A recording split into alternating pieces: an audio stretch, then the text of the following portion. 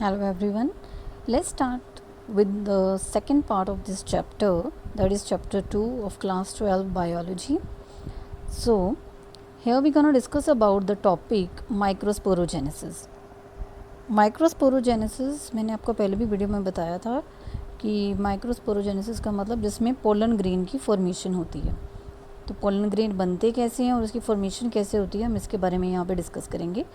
The process of microspores, pollen grain का जो दूसरा नाम है उसको हम क्या बोल देते हैं, microspores. Micro means small in size, from pollen mother cell, PMC भी बोल देते हैं इसको शॉर्ट फॉर्म में, पीएमसी सेल थ्रू मियोसिस। और इसमें प्रोसेस कौन सी होती है, मियोसिस की, उसको हम क्या बोलते हैं, प्रोसेस को माइक्रोस्पोरोजेनेसिस।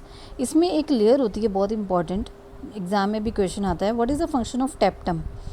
ये इनर मोस्ट लेयर होती है of the wall of the microsporangium. जैसे ये सेल एक पोलन ग्रेन का स्ट्रक्चर है, अगर हम उसको छोटा सा हिस्सा यहाँ पे काट के देखें तो ये वाली जो लेयर है बाहर वाली, ये तो वॉल होगी उसकी, है ना। जो अंदर वाला पार्ट है इसको हम कौन सी लेयर बोलते हैं, टेप्टम की लेयर बोलते हैं। इनर मोस्ट सबसे अंदर होती है ये वाली। सेल्स हैव डेंस साइटोप्लाज्म, यहाँ पे साइटोप्लाज्म की अमाउंट ज़्यादा होती है कि generally have more than one nucleus, एक से ज़्यादा न्यूक्लियस यहाँ पे प्रेजेंट होते हैं। और इसका जो मेन काम है वो क्या है, नरिशमेंट प्रोवाइड करना। Nourish is the developing pollen grain, मतलब जो डेवलपिंग पोलन ग्रेन होता है उसको नरिशमेंट प्रोवाइड करता है। सो इसके भी यहाँ पे जो प्रोसेसेस दी हुई है, मतलब स्टेप बाय स्टेप कैसे ये होता है। सबसे पहले क्या बनता है, जो हमने ऊपर पढ़ा था अभी यहाँ पे पोलन मदर सेल, उसको हम क्या बोल देते हैं शॉर्ट फॉर्म में MMC, that is microspore mother cell. यहाँ पे ये जो होता है ये डिप्लॉयड नेचर का होता है और इसमें जो प्रोसेस होती है उसको हम क्या बोल देते हैं, मियोसिस। यहाँ से बनेगा क्या, माइक्रोस्पोर मदर सेल से माइक्रोस्पोर बनेगा। माइक्रोस्पोर जो होता है वो हैप्लॉयड नेचर का होता है और जो फिर उसके बाद क्या बनते हैं उसमें से पोलन ग्रेन, वो भी हैप्लॉयड होते हैं। अब एक पोलन ग्रेन है जो वो भी हैप्लॉयड है। जो दूसरे में हम पढ़ेंगे मेगास्पोरोजेनेसिस में, वो होएगा ओवम। अब जो ओवम होता है वो भी हैप्लॉयड होता है। जब दोनों को फ्यूजन करवाएंगे तो क्या बनेगा, जाइगोट। तो वो जो जाइगोट है एन बन के क्या बन जाएगा, 2n। तो ये सारी प्रोसेस ऐसे बेस्ड है। हम अभी यहाँ पे सिर्फ माइक्रोस्पोरोजेनेसिस ही रीड कर रहे हैं, देन उसके बाद मैं इसी वीडियो में आपको मेगास्पोरोजेनेसिस के बारे में बताऊँगी और दोनों में से जो भी लास्ट प्रोडक्ट निकलेगा उन दोनों को फ्यूज़ करके जाइगोट की फॉर्मेशन होगी। स्टूडेंट्स ये आगे दिया हुआ है मैच्योर एंथर का स्ट्रक्चर। इसमें एनलार्ज व्यू है एक माइक्रोस्पोरेंजियम का, showing all the wall layers, that is the dehisced anther also. So यहाँ पे ये तीन स्ट्रक्चर्स बने हुए हैं, ए बी एंड सी। अब ए स्ट्रक्चर में हमने एक एंथर का स्ट्रक्चर देखा, ये आया कैसे, सबसे पहले हमने ऐसा वाला स्ट्रक्चर पढ़ा था। अब उसको जब ब्रेक करते हैं तो इसके 4 हिस्से निकलते हैं। अब ये जो 4 हिस्से हैं वो ऐसे ड्रॉ करे हुए हैं, 1 2 3 एंड 4, राइट। तो यहाँ पे इसका स्ट्रक्चर बना हुआ है। यहाँ पे बाहर वाली जो लेयर होती है उसको क्या बोल देते हैं, एपिडर्मिस। देन उसके अंदर वाली लेयर को बोलते हैं हम एंडोथीशियम। फिर आ जाता है ये वाले सर्कुलर पार्ट्स जो अंदर बने हुए हैं, इनको बोलते हैं हम स्पोरोजिनस टिश्यू। उससे अंदर ये होती है टेप्टम की लेयर यहाँ पे, ठीक है। इस लेयर को हम क्या बोल देते हैं, टेप्टम लेयर। और ये जो अंदर लेयर्स बनी हुई हैं 2-3, इनको हम क्या बोल देते हैं, मिडल लेयर्स, राइट। तो ये मिडल लेयर्स हैं सारी। देन उसके बाद आ गया कनेक्टिव टिश्यूज़, यहाँ पे सेंटर में प्रेजेंट होता है जो कि बाइंड करके रखता है। अब एंथर जो है वो एक स्टॉक की हेल्प से जुड़ा हुआ है ना आगे, तो ये जो कनेक्टिंग वाला पॉइंट है इसको हम क्या बोल देते हैं, कनेक्टिव टिश्यू। टेप्टम का फंक्शन करना इसमें बहुत इंपॉर्टेंट, जो मैंने आपको ऑलरेडी करवा दिया हुआ है। अब इसी हिस्से को, जैसे उन्होंने बताया हुआ है कि ये छोटा सा हिस्सा लिया हमने और इसको आगे करके इन लार्ज व्यू इसका शो कर दिया, तो ये क्या बन गया, पहले वाला ये सेक्शन जो था वो हमने ऐसे ब्रेक करा था सेंटर में से, तो हम इसको बोलते हैं ट्रांसवर्स सेक्शन, टीएस जिसको बोल देते हैं शॉर्ट फॉर्म में, ठीक है।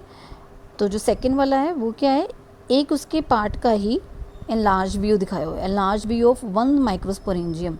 मतलब ये कि ये 1 है, सेकेंड थर्ड फोर्थ, ऐसे फर्स्ट सेकंड थर्ड फोर्थ दिए हुए हैं पार्ट्स। तो एक जगह पे क्या है, एक माइक्रोस्पोरेंजियम है। अब एक माइक्रोस्पोरेंजियम को एनलार्ज व्यू में दिखाया हुआ। बाहर वाली लेयर में अगेन एपिडर्मिस प्रेजेंट है, वही सारी लेबलिंग दोबारा दी हुई है यहाँ पे।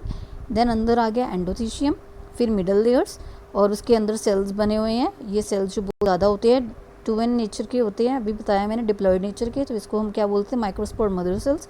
और उसके बाहर जो लेयर होती है उसको हम क्या बोल देते हैं, टेप्टम, राइट। देन उसके बाद आ गया अ डिहाइज्ड एंथर, मतलब जब इसकी वॉल जो है ऐसे ब्रेक कर जाती है यहाँ से, इस पॉइंट से, तो ये ऐसे लगता है। और यहाँ से ये जो पोलन ग्रेन्स मेच्योर हो चुकी होती है नरिशमेंट लेके ट्रिप्टम की लेयर से, ये बाहर आ जाते हैं। तो ये एक प्रोसेस थी हुई है माइक्रोस्पोरेंजियम बनने से लेकर पोलन ग्रेन की फॉर्मेशन तक, जो हमने अभी करा था फ्लो चार्ट, उसके अकॉर्डिंग है। तो ये कर सकते हो आप, ड्रॉ करना है इसको, एग्जाम्स में इंपॉर्टेंट क्वेश्चन आता है। नेक्स्ट, अब जब पोलन ग्रेन की फॉर्मेशन हो जाती है तो पोलन ग्रेन्स बन गए। अब पोलन ग्रेन्स का स्ट्रक्चर हमने पढ़ा है, ऐसे होता है, सर्कुलर पार्ट में होते हैं। सर्कुलर पार्ट में 2 आउटर वॉल्स होती हैं। आउटर वॉल्स में एक आ जाती है एक्साइन, एक आती है इंटाइन। एक्स नाम से क्लियर है, अंदर वाली लेयर, बाहर वाली लेयर को बोलेंगे हम, अंदर वाली जो लेयर होती है उसको क्या बोल देते हैं, intine. So this is exine 1 and this is intine 1। Exine जो होती है वो मास होता है स्पोरोपोलिनिन का। स्पोरोपोलिनिन एक जो है एक नेचुरल सब्सटेंस है, हार्ड नेचर की होती है। जो एक्साइन, बाहर वाली लेयर थोड़ी हार्ड होनी चाहिए, तो ये स्पोरोपोलिनिन से बनी होती है। और ये एग्ज़ाम में भी क्वेश्चन आता है कि what is the exine made up of, the sporopollenin आप लिखोगे। इंटाइन जो है वो सेलुलोज और पेक्टिन से बनी होती है। ये भी क्या होते हैं, ये भी अंदर वाले पार्ट होते हैं, और एक फॉर्म होती है कार्बोहाइड्रेट्स की ही, जिससे ये बने होते हैं, सेलुलोज एंड पेक्टिन। देन जो मेच्योर पोलन ग्रेन्स होते हैं उनमें 2 सेल्स होते हैं, large vegetative cell and small generative cell. अब जो पोलन ग्रेन यहाँ पे बन गया उसमें 2 तरह के सेल्स पाए जाते हैं। जो 2 सेल्स होते हैं, एक होता है वेजिटेटिव सेल, एक होता है जनरेटिव सेल। जो वेजिटेटिव सेल होता है वो लार्ज, बड़ा होता है थोड़ा, जो जनरेटिव सेल है जो वो स्मॉल होता है। Generative cell forms two male gametes by mitotic division. अब जो फॉर्मेशन होती है, मेल गैमीट बनाना है पोलन ग्रेन में से, pollen grain is not an and product ना, तो उससे मेल गैमीट बनाना है, तो वो सेल कौन सा बनाएगा, जो वेजिटेटिव है वो नहीं बनाएगा, स्मॉल वाला बनाएगा, जनरेटिव सेल। पोलन ग्रेन्स जो हैं वो शेड होती हैं 2 या 3 सेल स्टेज में, मतलब जब उनकी 2nd या 3rd सेल स्टेज आ जाती है तब वो वहाँ से बाहर आ जाते हैं। तो ये पोलन ग्रेन्स के बारे में था सारा। नेक्स्ट आ गया हमारे पास टॉपिक मेगास्पोरेंजियम या मेगास्पोरोजेनेसिस, जिसको हम बोल देते हैं।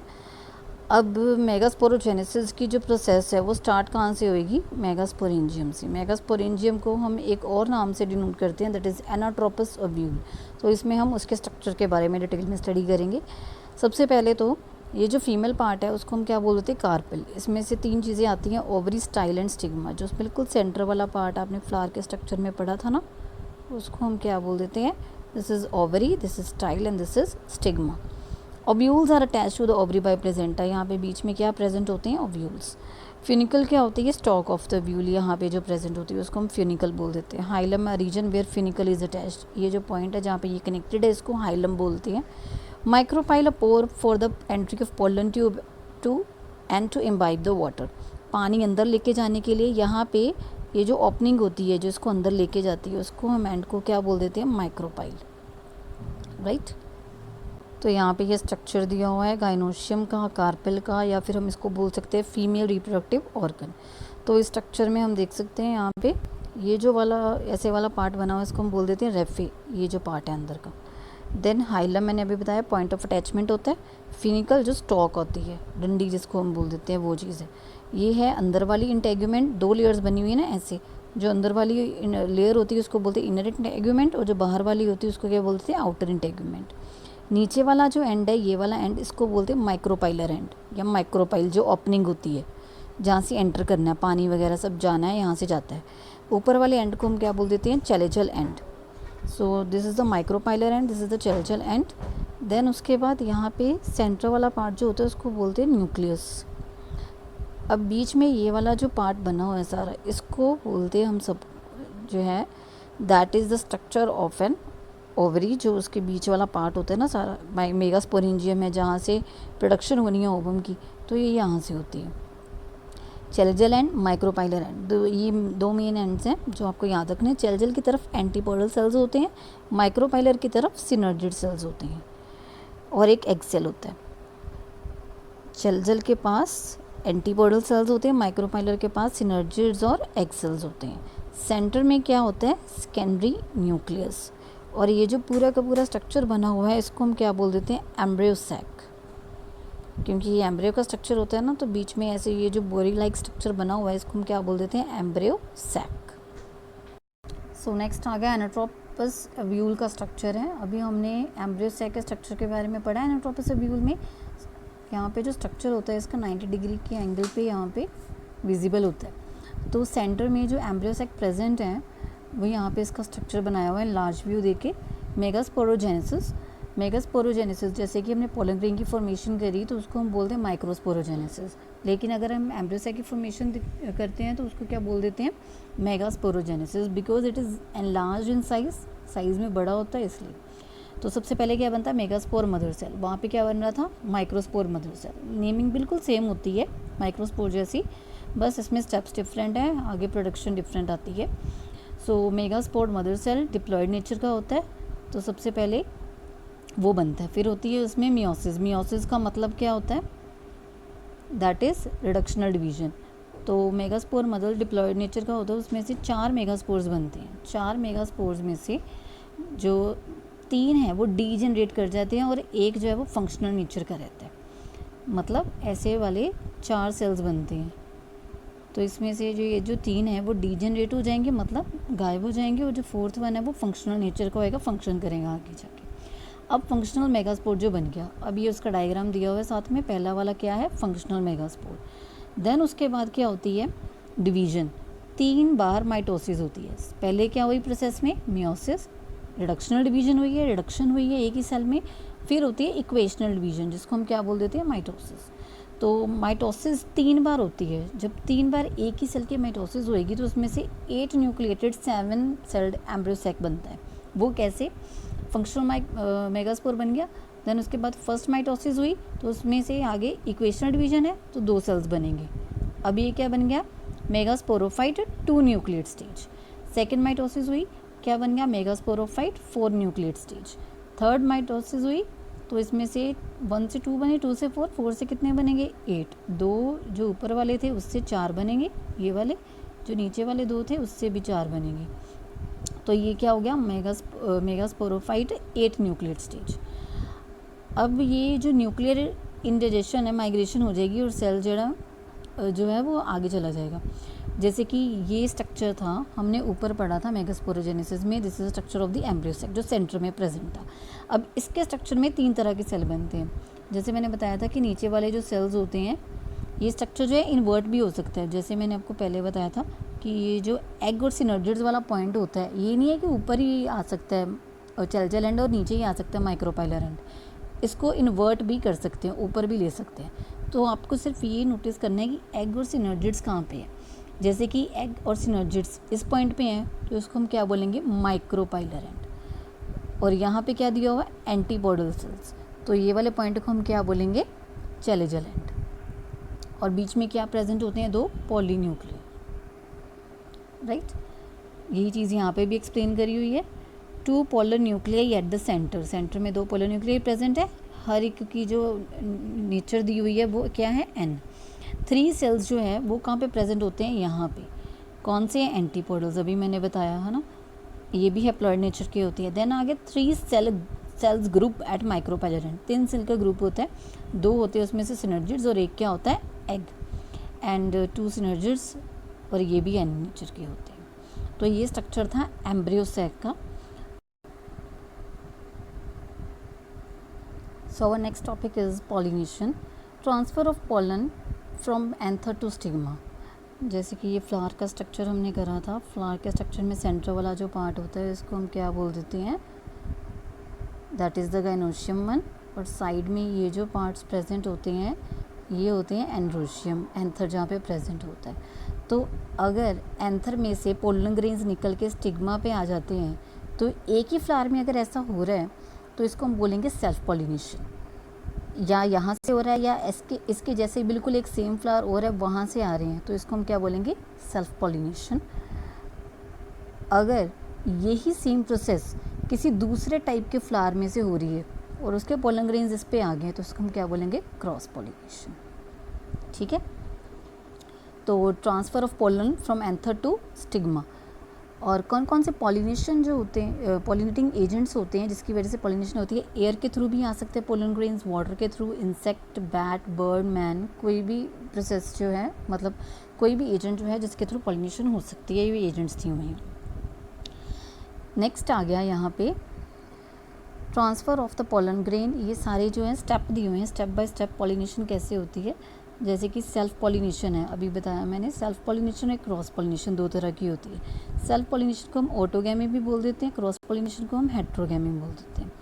ऑटोगैमी में आ गया transfer of pollen to the stigma. इसके दो पार्ट्स हैं आगे, ऑटोगैमी एंड गिटोनोगैमी। ऑटोगैमी मतलब जब सेम फ्लावर में होता है, जब डिफरेंट फ्लावर्स में हो लेकिन प्लांट सेम हो, तो उसको हम क्या बोल देते हैं? गिटोनोगैमी। देन क्रॉस पॉलिनेशन हेट्रोगैमी बोलते हैं इसको। इसमें आ जाता है part that is xenogamy, different flowers on different parts plants of the same species. मतलब स्पीशीज़ सेम है लेकिन प्लांट्स दोनों क्या है? डिफरेंट है, और उसके जो फ्लावर्स है वो भी डिफरेंट है। तो ये 1 मार्क में क्वेश्चन आता है कि जीनोगैमी क्या होती है या ऑटो या गिटोनोगैमी क्या होती है। Next topic is double fertilisation. अब डबल फर्टिलाइजेशन और सिनगैमी दोनों बहुत ही इंपॉर्टेंट टॉपिक्स हैं और ये बिल्कुल एम्ब्रियो सेक्स से रिलेटेड हैं। सो हम इजीली इसको यहाँ से कर सकते हैं डायग्राम से। जैसे मैंने बताया था कि ऊपर वाले पार्ट में अगर जैसे एंटीपोडल सेल्स प्रेजेंट है, यहाँ पे तीनों एंटीपोडल सेल्स है और नीचे ऐसे ये 2 सिनर्जिड्स हैं और एक एग सेल प्रेजेंट है, तो इसको हम क्या बोलेंगे? चेल्जल एंड। इसको क्या बोलेंगे हम? Micropylar and, right. तो माइक्रोपाइलर एंड और यहाँ पे क्या होते हैं? पोलर न्यूक्लियाई 2 सेल्स प्रेजेंट है। अब जो डबल फर्टिलाइजेशन है वो क्या होती है? Pollen grains germinate on stigma and pollen tube grows through the style. Flower के यहाँ के बीच में पॉलिनेशन होगी। पॉलिनेशन के बाद यहाँ पे पहले एंथर्स आए, एंथर्स आके यहाँ पे पोलन ट्यूब बनाएंगे और यहाँ ओवरी के बीच में आ जाएंगे। तो ओवरी में सबसे पहले किसकी फॉर्मेशन होती है? एम्ब्रियो सैक की, ठीक है। Pollen tube reaches the micropylar. अब ये जो पोलन ट्यूब है, यहाँ पे हम इसका स्ट्रक्चर यहाँ पे ड्रॉ करा हुआ है ना, तो यहाँ पे जो पोलन ट्यूब बनी है वो कहाँ जाएगी? माइक्रोपाइलर एंड पे। ये माइक्रोपाइलर एंड है। End releases 2 male gametes into the embryo sac. 2 male gametes release करती है। फर्टिलाइजेशन क्या होती है? एक प्रोसेस है जिसमें मेल एंड फीमेल गैमेट्स की क्या होती है? फ्यूजन होती है। दोनों फ्यूज़ करके क्या बनाते हैं? जाइगोट बनाते हैं। तो यहाँ पे क्या होएगा? फर्टिलाइजेशन में fusion of male and female gametes to form a diploid zygote. n+n मिलके 2n बना लेगा। Syngamy, fusion of 1 male gamete with egg. अगर 1 मेल गैमेट एग के साथ फ्यूज़ करता है तो जाइगोट बनेगा। इसमें मेल एंड फीमेल जो है उसको फर्टिलाइजेशन को भी सेम बोलते हैं, सिनगैमी भी सेम ही होता है। Produce the first fusion, so fusion of the 2 polar nuclei n+n 2n। Second fusion में क्या होएगा? अकेला मेल गैमेट प्रोड्यूस होएगा। Fuses with the fusion product of the 2 polar nuclei, third fusion, और fusion of the male gamete with the egg cell. तो इसको simply अगर मैं बताऊँ सिंपल लैंग्वेज में तो क्या होता है? जो डबल फर्टिलाइजेशन वो क्या होती है कि एक जो सेल आता है माइक्रोपाइलर एंड से यहाँ पे फ्यूजन करता है। तो यहाँ पे एक सेल अगर फ्यूजन करेगा तो यहाँ पे 3 बताई हुई है ना, first fusion and then second fusion and third fusion. यहाँ पे 3 सेल्स होते हैं तो तीनों इसके साथ उसने फ्यूज़ करना है। तो इसको हम क्या बोलेंगे? एक सेल डबल हो गया तो इसको प्रोसेस को बोलते हैं डबल फर्टिलाइजेशन। नेक्स्ट आ गया सिनगैमी। सिनगैमी भी वही चीज़ होती है लेकिन फ्यूजन का डिफरेंस होता है अगेन, राइट। और एक आ जाती है इसमें एक और इम्पॉर्टेंट टॉपिक है that is triple fusion. Triple fusion क्या होती है? एक मेल गैमेट तो यहाँ पे आ गया, दूसरा मेल गैमेट जो यहाँ पे बना था वो कहाँ जाएगा? सेंटर वाले पार्ट में। यहाँ पे 2 पोलर न्यूक्लियाई थे, 2+1।